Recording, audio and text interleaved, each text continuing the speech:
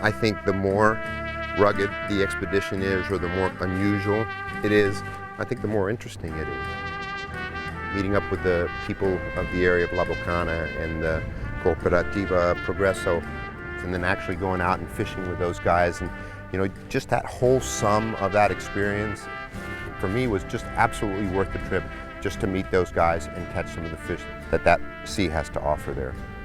Jacks are always fighters, Jose. Yeah. Like I said, it looks like a long, skinny amberjack, except that it tastes really, really, really good. Exactly. That's it, man. El Juré del Pacific Yellowtail. You know, we had come to Baja California in Mexico to spend some time with a friend of mine, Julio Meza. I'm from Baja California. I love my place. And to me, this is one of the most beautiful places to fish. I have been fishing almost all over the world. After fishing all those areas, I get back here and I say, you know, this is the most beautiful place on earth. We flew down the Sea of Cortez side, ended up in Abreojos, and you know, spent some time fishing about 10 miles north of there in a little place called La Bocana. The second part of our expedition, Julio took the boat, we packed it with all our gear and ran from La Bocana, where we had spent a couple days, all the way down to El Estero de Coyote, or the estuary of Coyote. We say goodbye to the town of La Bocana and say hello to Abreojos.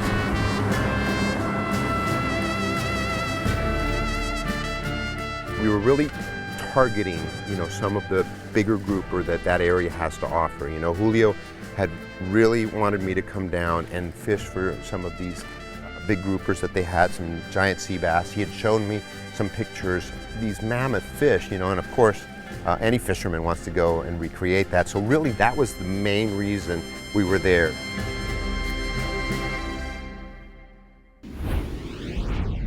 Abreojos, for all the fishing we have been doing there and all the great experience we had there, Abreojos is the grouper world capital.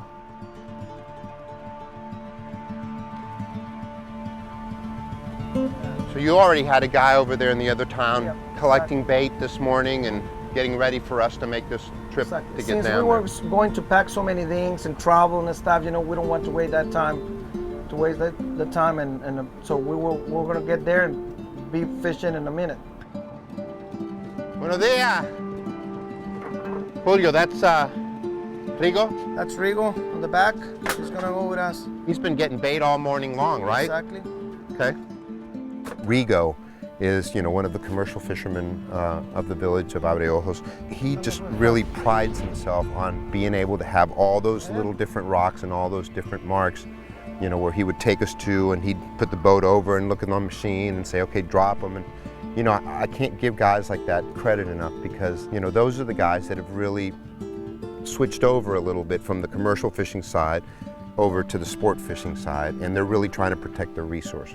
You know, I think bait is everything, and if you're going to spend a day grouper fishing, especially bottom fishing, you need some bait, and you don't need bait, you need bait. Media hora nada más. Oh, so you got those in half an hour? Wow, that's pretty good. Groupers have big mouths. They feed pretty voraciously. And a lot of times, you know, the bigger bait you use, the more of a chance you have to attract a larger fish. There it is. ¿En qué lado, Rigo? Este lado. Okay, down he goes. Look at my little mackerel just sitting there in the water just by himself. Imagine that thing down there deep going, ah, help me. No, don't eat me. Please don't. Poor thing. When Spanish Fly returns. Get him, get him, get him, get him.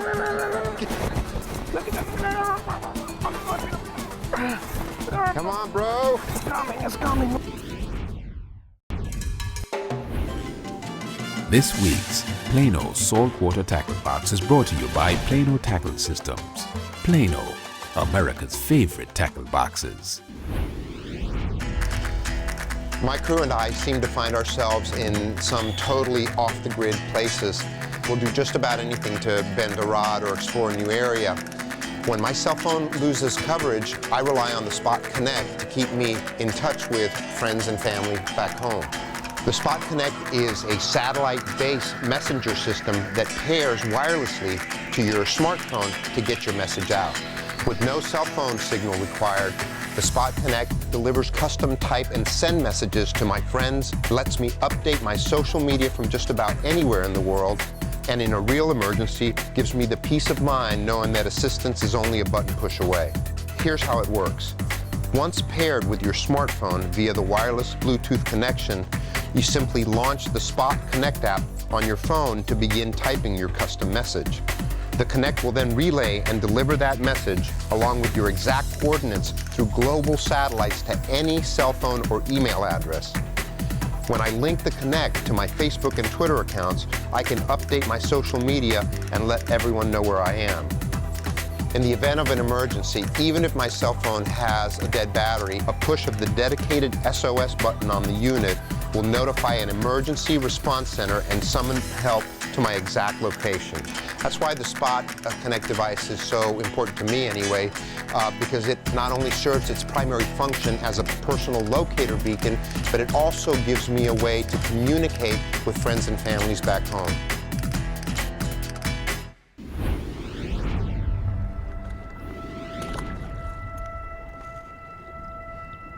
We're on a set of rocks, you know, about 10 miles south of Abreojos, and Rigo's got us on a couple little secret grouper spots.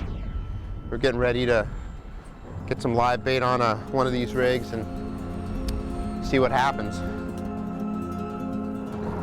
I feel my X-sinkers hitting the bottom? The bottom, yeah. I think my mackerel's maybe yours a little... is alive and pushes yeah, my up, mackerel's but pretty it's good, lively, you know. yeah. You don't need to be strictly in the bottom. Yeah, no, I think they come up for it, you go bet. up, yeah.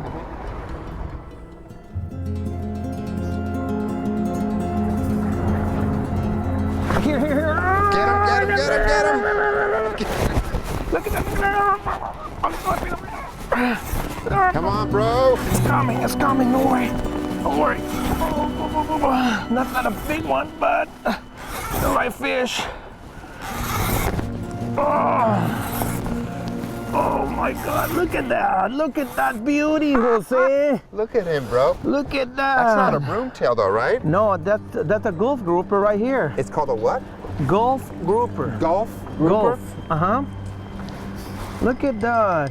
That's a 20-pound fish right there. That's a beauty, Jose.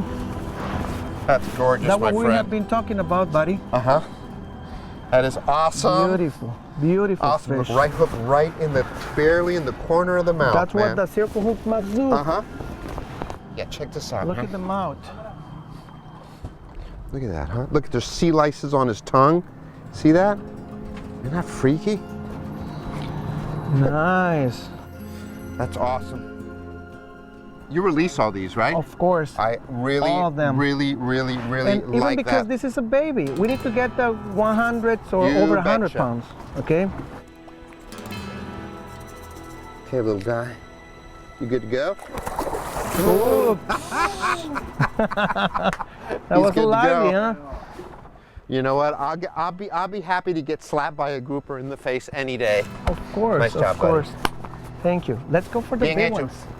Bien hecho, amigo. Bien hecho. Muchas gracias.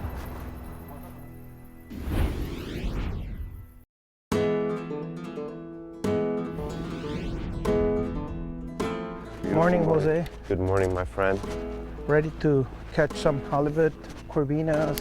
This is beautiful, bro. It is. Tide is low, you know. It is. So we were staying in this little Camp Rene, a few miles south of the town of Abreojos. And Camp Rene is situated right on the mouth of El Estero de Coyote, or the estuary of Coyote. The estero is an estuary, basically. It's an estuary, yeah. You know, I mean, back home, the estuaries are a breeding place for, you know, the small of a lot of the game fish that we fish for. These people think, you know, that the small groupers reproduces here. Inside the estuary. Inside the estuaries, with a little bit of structure, and then the mangroves and stuff.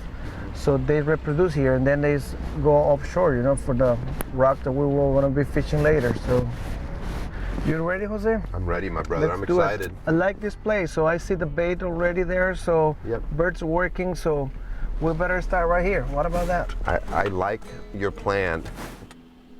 We had spent a couple days offshore, and the grouper fishing was slow, so we decided we'd spend a little time in the estuary. You know, early in the morning, we'd spend a little time just walking down the shoreline and casting some soft plastics. Let's try that little point where the current meets right there, Jose. Yeah, I like it, bro. Tide is coming up. We have a little bit of current. Look at this, Jose. Jellyfish. Oh, jellyfish, huh?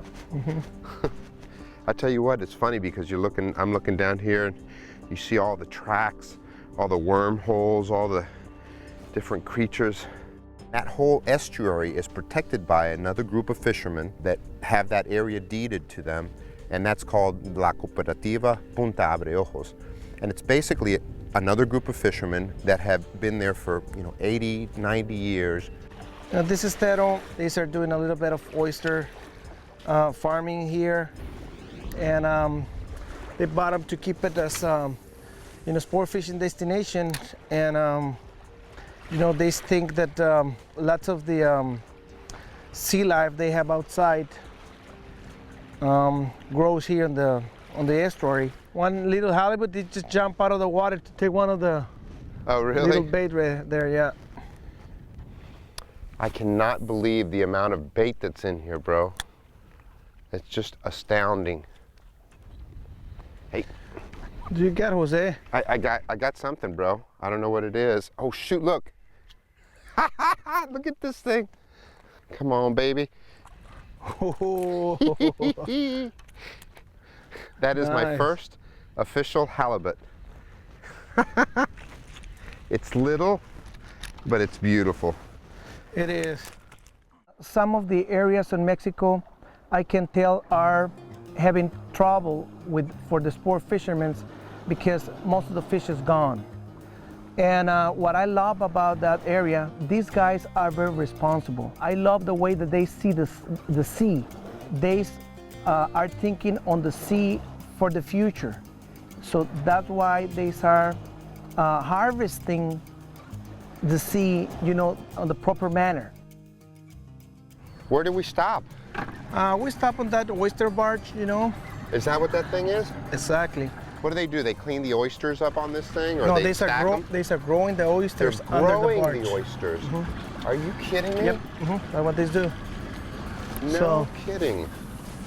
For me, I think one of the coolest things about these cooperatives is that they actually have a model for commercial fishing that works, because they've been harvesting these same numbers of fish over and over again. And to me that means that they're sustainably harvesting that resource.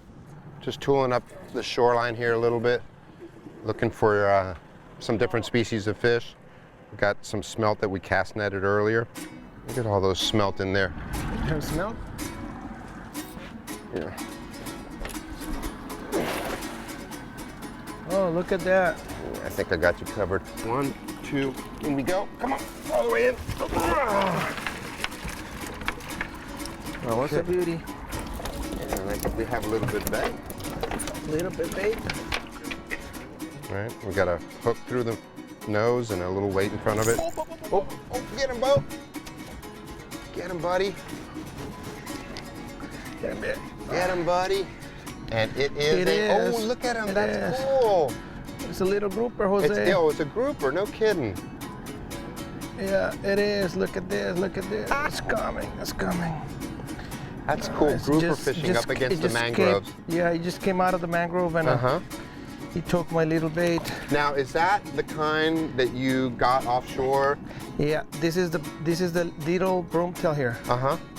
That's a little broomtail? No. Let me see. I can tell. No, I don't think so, bro.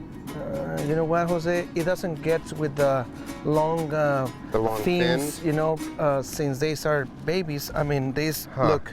But I can tell you because this is not totally flat. You see, not totally rounded. I can tell by this, Jose. Yeah. I mean, how this it is comes pointed. to a point. Yep. This is pointed. Not like the rounded on the Gulf grouper. So I can tell this is the broomtail grouper. So babies on the estuaries. That's why they are protecting this area, because when you want to get the big ones, you need to get them first. They grow up in here like that. That's awesome.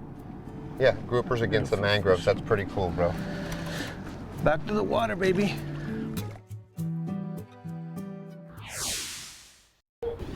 ¿Y las otras para dónde están? Look at Jose. There's many parts to a trip. Fishing certainly is a big part of it. I just think sightseeing is another big part of it. And then seeing what that area has to offer. You know, we got a chance to do a bunch of different things. You know, we fished the estuary for a little bit. You know, we did some grouper fishing, but we also got a chance to go and do some whale watching. La Laguna de San Ignacio is a very famous place. You know, it's where the gray whales go and they breed, and the mothers raise their calves in that very region. The gray whales, during the winter time, they come to warm waters to reproduce into the very shallow lagoons that we have here. We're gonna see big whales, baby whales, sea life, dolphins, all over the place. So it will be a beautiful experience.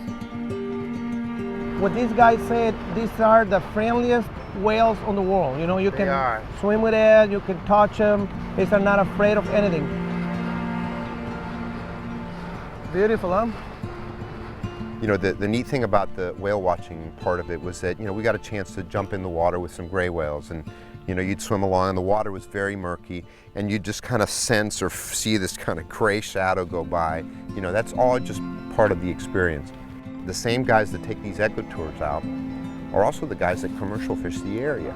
And they make as much, if not more, money doing those ecotourism tours than they do commercial fishing. So while we were there talking to some of them said, hey, you know, there's some grouper right out there. You guys are looking for grouper, right? There's some groupers right out there. So after we went whale watching, you know, we really got a chance to go and spend some time grouper fishing with some local knowledge from the guys that, you know, took us whale watching.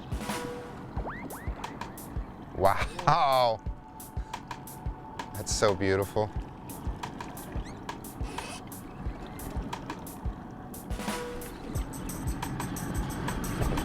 Right kind, Ho? Oh! Nice! Nice, Jose. Come on, baby. That's a good fighting fish. With a whale in the background and a grouper on the line. Those long fins on the tail are just growing up, buddy. That's so awesome, bud. I know he's not a giant, but he's a broomtail grouper for me, buddy. You know, it's just funny how things end up. You know, you talk to a commercial fisherman here who, you know, talks to Rigo, who talks to Julio, and then you get over a set of rocks, you know, that is just full of fish. That's the one. That's the one. Whoa! It pulled like a train, what is it, buddy? Dude, that thing is fighting its butt off. Can I help you with your nice broomtail Please. grouper, sir? Do me the honor. Okay, bro. Go. For me and my Julio. Look at this. You know, this second leg of our Mexican expedition to the Baja Peninsula was really cool. You know, we had, you know, some struggles at first trying to catch grouper, but then we had a great time in the estuary, got a chance to swim with the whales. You know, you may not have caught the great big fish, but I think you've caught a great big experience with all that. All right, Mr. Broomtail. Do it. Grow up and be large. Let me give him a kiss, please, before he goes. If you really need to. Yeah, I need it. Are you okay, buddy? Dude, I guess so. Nice. That is amazing to me, dude. Tough fish, Jose. They are tough fish. I can't believe that. Fish.